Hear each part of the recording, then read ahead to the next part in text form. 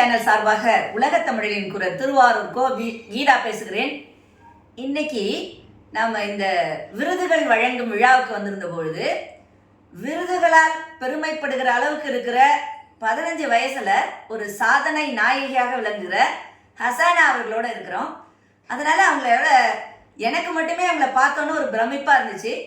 இவர்களுடைய வளர்ச்சிக்கு காரணமான அவர்களுடைய பெற்றோர்களுக்கு வாழ்த்துக்களை சொல்லி ஹசானா அவர்கள் எப்படி இந்த வளர்ச்சியை இவ்வளவு சின்ன வயசுல ஒரு 10வது படிச்சுட்டு இருக்க பொண்ணு ஒரு விருது வாங்குற அளவுக்கு வளர்ந்துருக்குறாங்க அப்படின்னா அதற்கான காரணங்கள் என்ன, அவங்க என்னென்ன செஞ்சிருக்காங்க, அதெல்லாம் இன்னைக்கு பார்க்க போறோம். வணக்கம் ஹசானா, நீங்க உங்களை பத்தி கொஞ்சம் சொல்லுங்க. ஓகே, ஸோ வணக்கம் எல்லாருக்கும். என்னோட பேர் ஹசானா பேகம். நான் 10th படிக்கேன் மீனாசங்கர் வித்யா திருநெல்வேலியிலேருந்து வரேன். ஸோ நான் என்னெல்லாம் பண்ணியிருக்கேன்னா, ஒரு கம்பெனி வச்சுருக்கேன் டீன் வைசர். அதாவது எல்லா இளம் சாதனையாளர்களுக்கு ஒரு நல்ல சப்ஜெக்ட்ஸ்க்கு, அதே மாதிரி இந்த எஜுகேஷன் இல்லாமல் ஒரு பிஸ்னஸ், கோடிங், அதே மாதிரி செயற்கை நுண்ணறிவு, இதே மாதிரி நிறைய சப்ஜெக்ட்ஸ்லாம் இருக்குது. ஸோ அதுக்கு நாங்கள் சொல்லி கொடுத்துட்ருக்கோம்.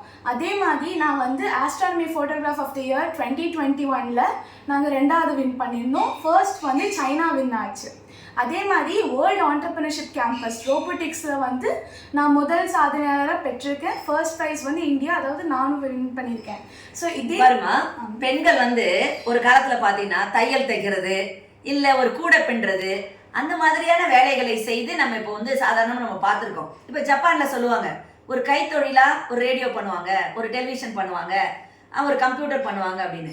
அது மாதிரி இந்தியாவில், அதுவும் தமிழ்நாட்டில் ஒரு திருநெல்வேலிங்கிற ஒரு சின்ன ஊர்லேருந்து நீங்கள் எப்படி இந்த செயற்கை நுண்ணறிவு, இந்த மாதிரி டெக்னாலஜிக்கல் இம்ப்ரூவ்மெண்ட் இந்த வயசில் உங்களுடைய பெற்றோர்கள் எப்படி உங்களை ஊக்கப்படுத்தினாங்க, இந்த துறைக்கு நீங்கள் எப்படி வந்தீங்கிறத முதல்ல சொல்லுங்கள். கண்டிப்பாக. இப்போ எனக்கு சின்ன வயசுலேருந்தே கம்ப்யூட்டர், இந்த ஐடி எனக்கு அது ரொம்ப பிடிக்கும். சின்ன வயசுலேயே எங்கள் அப்பா அம்மாலாம் சொல்லுவாங்க, நீ இந்த மாதிரி பெருசாக ஏதாச்சும் பண்ணணும், ஏதாச்சும் கம்ப்யூட்டர் கம்ப்யூட்டரில் படின்னு சொன்னாங்க. எனக்கு கம்ப்யூட்டர் சின்ன வயசுலேயே எங்கள் ஆசிரியர், நான் ஃபஸ்ட்டு புஷ்பலதா இன்டர்நேஷ்னல் ஸ்கூலில் தான் படித்தேன். ஸோ அங்கே என்னோட கம்ப்யூட்டர் மேம் என்ன சொல்லுவாங்கன்னா, நீ கம்ப்யூட்டர் நல்லா பண்ணுற. ஸோ அதை மோட்டிவேட் பண்ணிகிட்டு இருந்தாங்க, இன்னும் நிறையா படி, அவங்களும் நிறைய சொல்லி கொடுத்தாங்க. ஸோ போக போக எனக்கு அந்த கம்ப்யூட்டர் மேலே, அந்த டெக்னாலஜி மேலே அவ்வளோ ஆசை வரும்போது புதுசாக நான் கற்றுக்கிட்டேன். அதாவது 9 வயசில் இருக்கும்போது எனக்கு செயற்கை நுண்ணறிவுன்னு எனக்கு ஒரு புதுசாக எங்கள் மேம் சொல்லி கொடுத்தாங்க. ஸோ அதுக்கப்புறமா லாக்டவுன் வந்துச்சு. ஸோ லாக்டவுனில் வரும்போது நான் ஸ்கூல் மாற்றிட்டேன். ஆனால் நான் எப்படி பண்ணேன், ஸோ அடுத்தது எப்படிலாம் இது பண்ணேன்னு நினைக்கும் போது தான் அப்போது நான் என்னோட கம்ப்யூட்டர் மூலமாக நான் புதுசாக லேர்ன் பண்ண ஆரம்பித்தேன் செயற்கை நுண்ணறிவு பற்றி. ஸோ அதோட கிளாஸ் வீடியோஸ் எல்லாம் பார்க்கும்போது அதுக்கப்புறமா என்னோட அத்தை துபாயில் எனக்கு சப்போர்ட் பண்ணாங்க. இந்த மாதிரி இதெல்லாம் பண்ணியிருக்கேன். நான் எங்கள் அத்தைகிட்ட சொன்னேன். எங்கள் அத்தையும் கம்ப்யூட்டரில் ரொம்ப மாஸ்டர்ஸ் பண்ணியிருக்காங்க. ஸோ அவங்க நான் என்ன சொன்னேன்னா, நான் இந்த மாதிரி படிச்சிருக்கேன், எனக்கு ஏதாச்சும் உங்களுக்கு தெரியுமா, ஏதாச்சும் கோர்ஸ் தெரியுமான்னு. அவங்க நிறைய கோர்சஸ்லாம் சொன்னாங்க, நிறைய கேள்வியும் கேட்டாங்க. அப்போ நான் இந்த மாதிரி பதில் சொன்னேன். ஆனால் உங்கள் அத்தை என்ன பண்ணியிருக்காங்கன்னா, டெக்னாலஜி அவங்களும் ஒரு நல்ல கம்ப்யூட்டரில் ஒரு பெரிய ஆளாகணும் உங்களை அப்படின்னு நினைப்பில் அதுக்குள்ள வழியெல்லாம் வகுத்து தந்திருக்காங்க. அவங்களுக்கு யூடிகே சேனல் சார்பாக பாராட்டுகளையும் வாழ்த்துக்களையும் தெரிவிச்சுக்கிறோம்.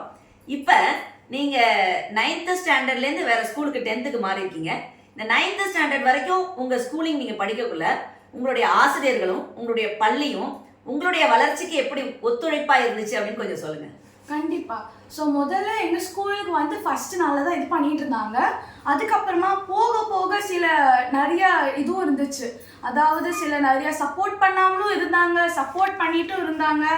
ஆனால் நாங்கள் எதுக்கு ஸ்கூல் மாற்றினோம்னா, அதாவது இந்த ஸ்ட்ரென்த் அதிகமாச்சு. அதாவது அந்த இப்போ படிக்கிறதுக்கு ஸ்ட்ரென்த் ரொம்ப அதிகமானதுனால தான் நாங்கள் ஸ்கூல் மாற்றுறோம். ஸோ மற்றபடி பார்த்தீங்கன்னா எல்லா ஸ்கூல்லும் எங்களுக்கு சப்போர்ட் பண்ணிட்டு இருந்தாங்க, ரொம்ப பாராட்டும் கொடுத்துட்டு இருந்தாங்க. சரி, இப்போ நீங்கள் என்னென்னலாம் பண்ணுறீங்க, யாருக்கெல்லாம் நீங்கள் என்டர்பிரினர்ஷிப்பை டெவலப் பண்ணணும்னு நினைக்கிறீங்க? இப்போ உங்களுடைய கிளையன்ட்ஸ், அதாவது நீங்கள் சொல்கிற அட்வைஸ் இருக்குல்ல, அது உங்கள் வயசில் உள்ளவங்களுக்கு மட்டும் பொருந்துமா, இல்லை உங்கள் வயசை விட மேலே இருக்கிறவங்களுக்கு அது பொருந்துமா? இது வந்து என்னோட வயசு கீழேயும் என்னோட வயசு மேலேயும் பொருந்தும். இப்போ வந்து என்னோட அட்வைஸ் வந்து இது ஃபுல்லாமே மாணவர்கள், அதாவது பள்ளி மாணவர்களுக்கும் கல்லூரி மாணவர்களுக்கும் பொருந்தும். ஏன்னா இப்போ வந்து ஒரு பிஸ்னஸ் பண்ணுறது வந்து கல்லூரியிலேருந்து சொல்லி கொடுக்காங்க. ஆனால் அது கல்லூரியில் சொல்லி கொடுக்கும் போது சாதனை ஆக்கும் போது ஒரு 30 வயசுலையோ இல்லை 35 வயசுல தான் சாதனை ஆகிறாங்க. அதே மாதிரி இப்போ பள்ளி மாணவர்கள் சொல்லி கொடுத்தோம்னா அவங்க சாதனை ஆகிறது வந்து ஒரு 20-25 வயசுல சாதனை ஆவாங்க. ஸோ இது அவ்வளோ யூஸ்ஃபுல்லாகவும் இருக்கும், ஈஸியாகவும் இருக்கும். அதே மாதிரி பண செலவு. ஸோ இப்போ அதை வந்து மணி மேனேஜ்மெண்ட்னு சொல்லுவாங்க. ஸோ அதை வந்து நீங்கள் கல்லூரியில் சொல்லி கொடுக்காம அதாவது ஸ்கூல்லேயே சொல்லி கொடுத்தீங்கன்னா அது போக போக ஸ்டூடெண்ட்ஸ்க்கும் தெரியும் அது எப்படி செலவழிக்கணும், எதில் செலவழிக்கணும், ஒரு இன்வெஸ்ட்மெண்ட் எப்படி பண்ணணும்னு தெரியும். நிச்சயமா. ஏன்னா நம்ம வந்து இதுவரைக்கும் வந்து ஸ்கூல் ஸ்டூடெண்ட்ஸை வந்து ஒரு சின்ன குழந்தைங்க லெவலில் தான் நம்ம ட்ரீட் பண்ணுறோம். அவங்களுக்கு வந்து ஒரு பெரிய கனவுகள் இருக்குது, அவங்க ஒரு பிஸ்னஸ் மேன் ஆகணும்னு இது வரைக்கும் எனக்கு தெரிஞ்சு யாரும் சொன்னதே இல்லை. அவங்களுடைய பிஸ்னஸுடைய லெவலுங்கிறது எப்போ போகும் அப்படின்னா அவங்க காலேஜுக்கு போகணுன்னு தான் அவங்களுடைய கேட்போம், நீ என்னவாக விரும்புகிற, என்ன பிஸ்னஸ் பண்ண விரும்புன. ஆனால் இப்போ உங்களை பார்த்தோன்னா அந்த எண்ணத்தையே நான் மாற்றிக்கணும்னு தோணுது. ஸ்கூலிங்லேயே அதாவது ஒரு 10th ஒரு ஸ்டாண்டர்ட் படிக்கிற ஒரு பொண்ணு நீங்கள், ஆனால் நீங்கள் வந்து ஒரு என்டர்பிரினர்ஷிப்பை பற்றி கிளாஸ் எடுக்க முடியுது அப்படிங்கிற அளவுக்கு இருந்துச்சுன்னா நிச்சயமாக எல்லாராலையும் முடியும். அதனால் இப்போ நீங்கள் வந்து எவ்வளோ கிளாஸஸ் எடுத்திருக்கீங்க, அதனால் யாரெல்லாம் பயனாளிகள் அவங்கள பற்றி கொஞ்சம் சொல்லுங்களேன். கண்டிப்பாக. ஸோ வந்து இது வரைக்கும் பார்த்தீங்கன்னா நான் வந்து 2777 ஸ்டூடெண்ட்ஸுக்கு கிளாஸ் எடுத்திருக்கேன். அதாவது கிட்டத்தட்ட 2 வருஷத்துலேயே 2777 ஸ்டூடெண்ட்ஸ்க்கு கிளாஸ் எடுத்திருக்கேன். ஸோ மோஸ்ட்டாக இங்கே பார்த்தீங்கன்னா வெளிநாடு தான், சீனாலேருந்து, சவுத் கொரியாலேருந்து, இந்தியாவில் வந்து தமிழ்நாட்டில் கொஞ்சம் பேர், அதே மாதிரி ஃபுல்லாக நார்த் தான். ஸோ நார்த்தில் டெல்லி, மும்பை அந்த இடத்துல, நேபாளில் எடுத்திருக்கேன், யூஎஸில், ஆஃப்ரிக்கா கானாவில் எடுத்திருக்கேன்.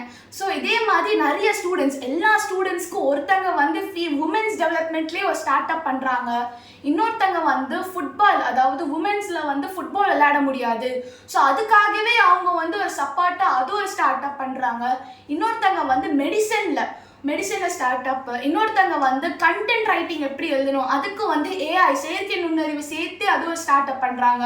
ஸோ இதே மாதிரி நிறைய ஸ்டார்ட் அப் பண்ணுறாங்க. இன்னொருத்தங்க டீம் டெவலப்மெண்ட், அதாவது ஒரு லாங் கம்யூனிட்டி டீனேஜர்ஸால் ஒரு பெரிய கம்யூனிட்டி செய்கிறதுக்கு அதுக்கு ஒரு ஸ்டார்ட் அப் பண்ணுறாங்க. நிச்சயமா வித்தியாசமா இருக்கு. இது வரைக்கும் ஒரு குழந்தை என்ன செய்வோம்னா டாக்டர் ஆகணும், என்ஜினியர் ஆகணும். இதை தவிர நம்ம நாட்டில் வந்து வேற எந்த ப்ரொஃபஷனையுமே ஒரு ப்ரொஃபஷனாக நம்ம எடுக்க மாட்டோம். ஆனால் இப்போ நீங்கள் சொல்கிறது பார்த்தாங்கன்னா எல்லா கேட்டகரியுமே டிஃப்ரெண்ட்டாக இருக்குது. ஒரு ஃபுட்பாலில் எப்படி டீம் பண்ணுறது, எப்படி வந்து எல்லாரையும் ஆர்கனைஸ் பண்ணுறது, கம்யூனிட்டி டெவலப்மெண்ட் எப்படி இருக்குது, இதையெல்லாம் ஒரு சின்ன வயசில் எப்படி செய்ய முடியும், அதுக்கு என்னென்னலாம் வேணும், அதனுடைய யாரெல்லாம் அதுக்கு சப்போர்ட்டிவாக இருப்பாங்க, இதை எப்படி ஒரு பிஸ்னஸாக செய்ய முடியும். இப்போ நீங்கள் வந்து ஒரு கிளாஸ் எடுக்கிறீங்க, ஒரு சர்வீஸ் அப்படிங்கிறது வேற, ஒரு ஸ்டார்ட் அப் அப்படிங்கிறது வேற.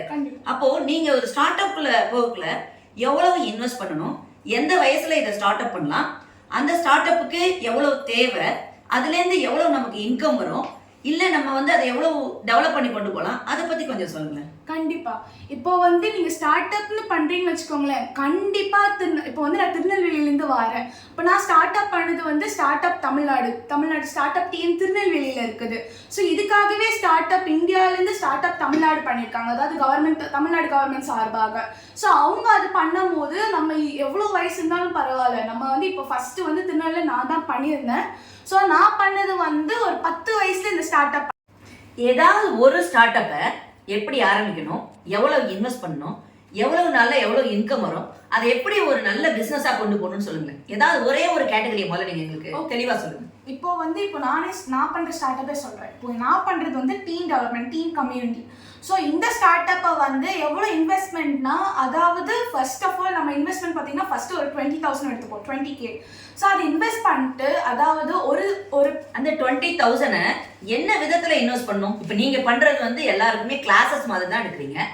அதில் இன்வெஸ்ட் பண்ணுறதுக்கு 20,000 எப்படி அதை செலவு பண்ணணும்? இந்த 20,000 நம்ம ஒரு ஆப்பாக ஆக்கலாம். ஏன்னா இப்போ பார்த்தீங்கன்னா ஸ்டூடெண்ட்ஸ்க்கு வந்து கிளாஸ் மட்டும் எடுத்தால் ஒரு ஜூமோ ஒரு கூகுள் மீட்டோ, ஸோ டெய்லி வர்றதுக்கு வந்து அங்கே போய் அங்கே லிங்க் எடுத்து அதுக்கே பெரிய இதாகிடுது. இதை வந்து ஒரு ஆப்பாக பண்ணிட்டோம்னா வர்றதுக்கு லிங்க் எல்லாமே அதுலேயே இருக்கும். ஸோ அந்த ஆப் மூலமாக இப்போ வந்து ஒரு டீன் வைசர், இப்போ என் கம்பெனி பேர் டீன் வைசர். ஸோ டீன் வைசர்லேயே இருக்கிறது வந்து பார்த்தீங்கன்னா இப்போ கூகுள் மீட்டோ இல்லை ஜூம் மீட்டோ அங்கே இருக்கும் போது வருவாங்க, வாட்ஸ்அப் கம்யூனிட்டியில் இருக்கும், அது வந்துட்டு போவாங்க. அப்புறம் இன்ட்ரெஸ்ட் போயிடும். ஆனால் இப்போ ஒரு ஆப்பாக இருந்துச்சுன்னா புது அப்டேட்ஸ், நிறைய அப்டேட்ஸ். இப்போ வந்து ஒரு இன்ஸ்டாகிராமோ லிங்க்டினோ பார்த்துக்கோங்களேன், அப்டேட்ஸ் வரும், போஸ்ட் வரும், அந்த மாதிரி இருக்கும். ஸோ இந்த மாதிரி ஆப் பண்ணாதான் ஸ்டூடெண்ட்ஸ்க்கு ஒரு இன்ட்ரெஸ்ட் வரும். இந்த மாதிரி ஆப் இருக்குது, ஸோ இதெல்லாம் நம்ம டீன்ஸ்க்கு ஷேர் பண்ணணும். அதே மாதிரி இப்போ ஸ்டூடெண்ட்ஸ்லாம் வாட்ஸ்அப்லேயும் அப்படி இருக்கும்போது எப்படி ஷேர் பண்ண, யார்கிட்ட ஷேர் பண்ணணும்னு தெரியாது. அதுவும் சில நேரத்தில் ஷேர் எக்ஸ்பயர் ஆகிடும். ஸோ அது ஆகாமல் இருக்கிறதுக்கு இப்போ நீங்கள் ஒரு நாளைக்கு எவ்வளவு நேரம் செலவு பண்ணுறீங்க உங்களுடைய இந்த கம்பெனியை டெவலப் பண்ணுறதுக்கு? ஸோ ஒரு நாளைக்கு வந்து கிட்டத்தட்ட 3 to 4 மணி நேரம் தான் நான் செலவு பண்ணுறது.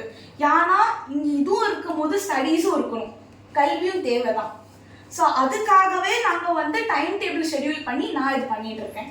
ஓகே, இப்போ யாராவது பெனிஃபிஷியரிஸ் வந்து நல்ல நிலையை அட்டைன் பண்ணியிருக்காங்களா? இப்போ நீங்கள் வந்து கிளாஸ் எடுத்துருக்கீங்க, ஒரு ஸ்டார்ட் அப் ஆரம்பிக்கணும்னு சொல்கிறீங்க. இது வந்து வாய் லெவலில், அதாவது வேர்டிங்ஸாக இருக்கிறது. உங்களுடைய பேச்சை கேட்டுட்டு யாராவது ஸ்டார்ட் அப் ஆரம்பிச்சு இன்னைக்கு நல்ல நிலைமையில இருக்கிற யாராவது 1-2 பேரை சொல்லுங்க. கண்டிப்பா. ஸோ இப்போ வந்து என்னன்னா கிளின்ட்னு ஒரு கிளின்ட் கிளாடியோ, அதாவது இப்போ வந்து அவங்க வந்து ஏஸ் ஃப்ளோன்னு ஒரு பெரிய கம்பெனி வச்சிருக்காங்க. ஸோ அந்த கம்பெனி என்னன்னா ஃபுல்லாமே இந்த பைஜூஸ் வேதாந்து அந்த மாதிரி ஒரு பெரிய கம்பெனி, அதாவது இந்தியாவில் கிடையாது, வெளிநாட்டில். ஸோ இதே மாதிரி கானாவில் வந்து ரியான்னு ஒரு பொண்ணு இருக்கா. ஸோ அவங்க என்னன்னா அந்த ஃபுட்பால் இதுக்கு, விமென்ஸ் ஃபுட்பாலுக்கு அவ ஒரு பெரிய ஸ்டார்ட் அப்பாக இது பண்ணியிருக்கா. அதே மாதிரி அஸ்வின்னு ஒருத்தங்க இருக்காங்க, அவங்க வந்து சைபர் செக்யூரிட்டி, அதாவது இந்த ஹேக்கிங் இதுலேருந்து இது பண்ணுறதுக்காக இவங்க இதை யூஸ் பண்ணிட்டு இருக்காங்க, கம்ப்யூட்டர் மாதிரி. எல்லாரும் எத்தனை வயசு இவங்களுக்கு எல்லாருக்கும்? இவங்களுக்குலாம் 12, 13, 14, 15. வா, ரொம்ப ஆச்சரியமா இருக்கு. 12, 13, 14 வயசுலாம் குழந்தைங்க அப்படின்னு நினைச்சிட்டு இருக்க காலத்துல நீங்களாம் வந்து நாளைய ஜென்ரேஷன் வந்து இப்படி இருக்கீங்கிறது ரொம்ப பாராட்டக்கூடிய விஷயம். உங்களுடைய ஃபியூச்சர் கனவுகள், அதான் நம்ம இப்படி ஆகணும், இந்த இலக்கை அடையணும் அப்படின்னு ஒரு நினைவு இருக்கும் இல்லையா? இப்ப நீங்க அடைஞ்சிருக்க ஒரு உச்சமே ரொம்ப அதிகமான அளவு தான். ஆனா இனிமே இன்னும் உங்களுக்கு இப்பதான் நீங்க வாழ்க்கையினுடைய ஆரம்பத்துல இருக்கீங்க. நீங்க எதை அடையணும்னு நினைக்கிறீங்க? எந்த லெவலை ரீச் பண்ணணும்னு நினைக்கிறீங்க? நான் வந்து இப்போதைக்கு என்னோட இது வந்து பேஷன், ஆம்பிஷன் தான். நான் கலெக்டர் ஆகணும்னு ஆசைப்படுறேன். வாழ்த்துக்கள், வாழ்த்துக்கள். வருங்கால ஐஏஎஸ்க்கு இப்பயே வாழ்த்துக்கள். தேங்க்யூ.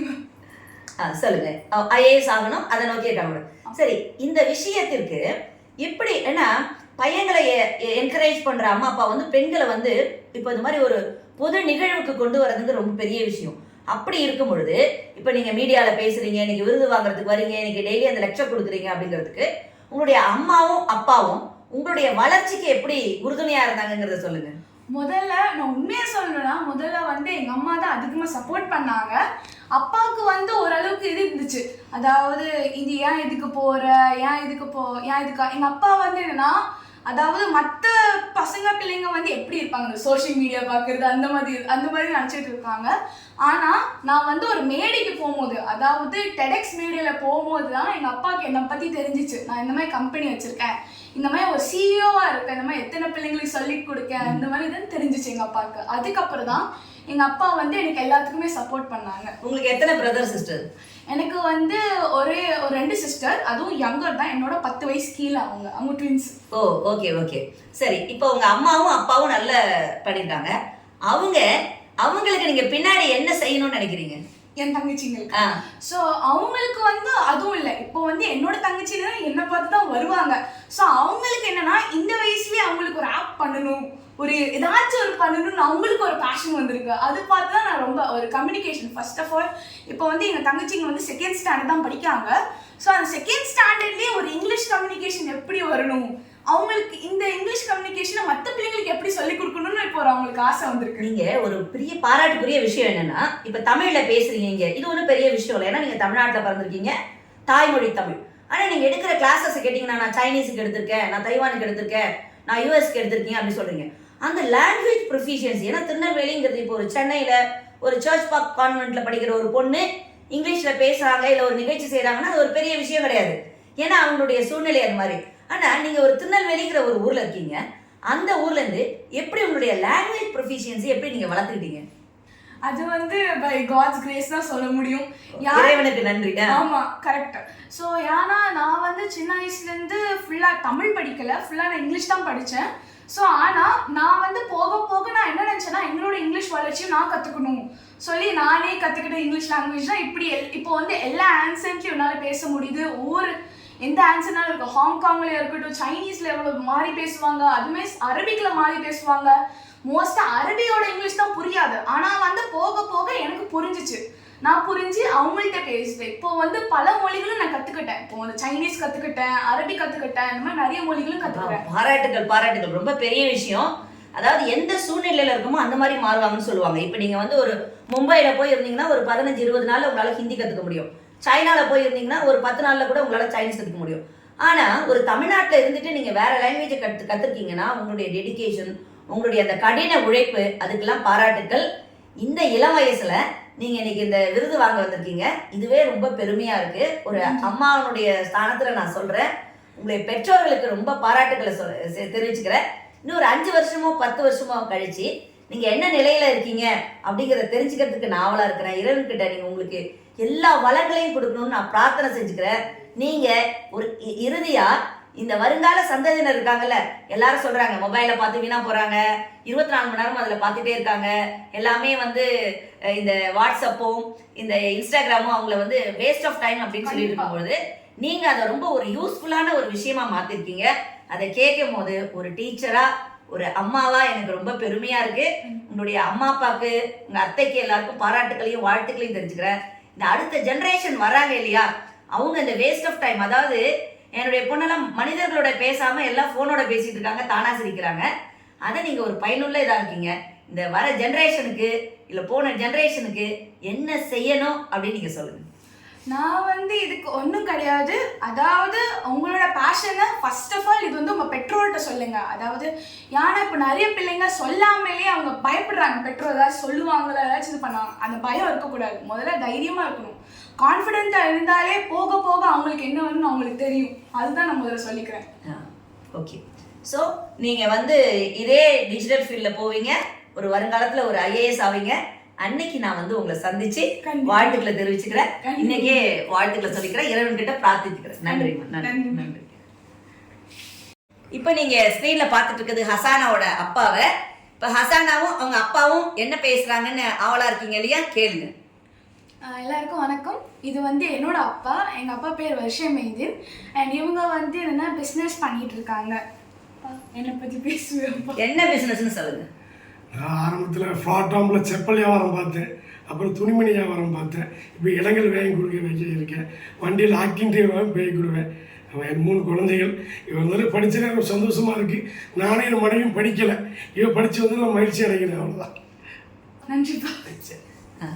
நன்றி.